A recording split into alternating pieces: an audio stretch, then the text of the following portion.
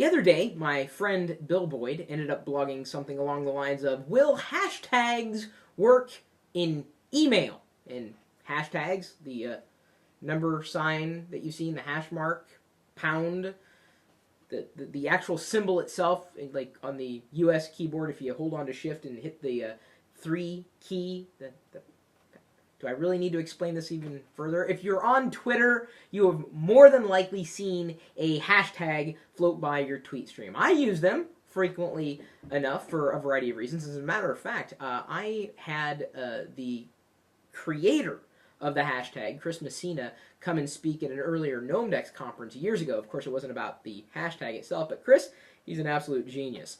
So this convention, tagging a post using the hash symbol, how do you flash the hash? How do you do that? When I'm doing like geeky photos, it's like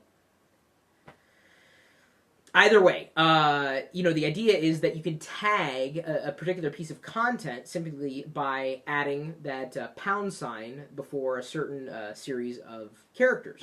So, during the GnomeDex conference, we would use hashtag GnomeDex, and that way you could click that link. Actually, at that point, I don't even think hashtags were around. But you now can click a hashtag on Twitter, and it will take you to every other tweet, or actually every recent tweet that is using the exact same hashtag. And Bill was thinking, well, could the same thing apply to email?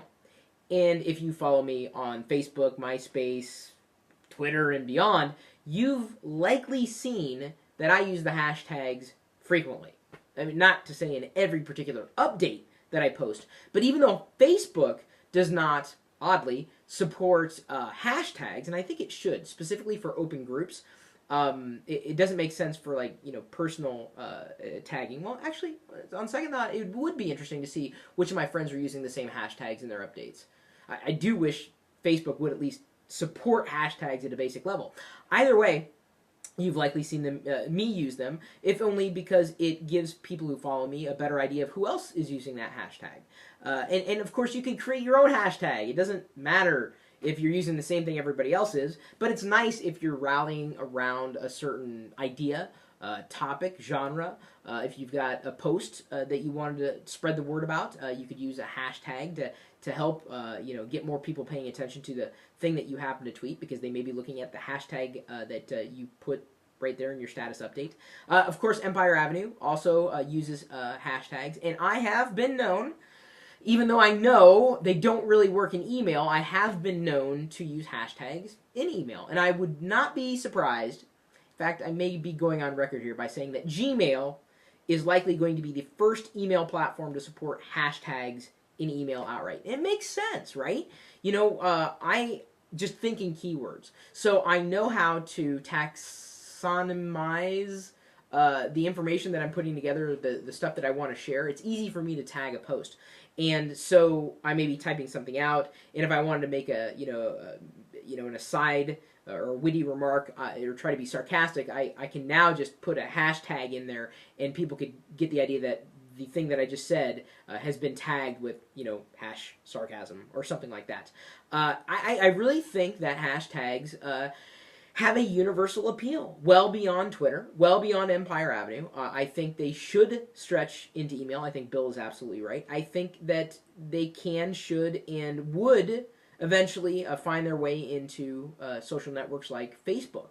In fact, when you have your Facebook account connected to Twitter using the Twitter app, if you add the hashtag FB, it will take your tweet and automatically post it to your Facebook profile. It's kind of nice. LinkedIn has a similar convention. There are different ways of using hashtags. And, I've tried to start other conventions. Of course, I'm not as popular as Chris Messina. Either way, I've tried to do the whole star rating system. Like if I was at a restaurant and I wanted to review it real quick, I could do like a star 9, and that would be great, or a star 1, and that would not be so great. So I've thought about using stars, like the asterisk. Let me try it. Asterisk symbol. Hang on.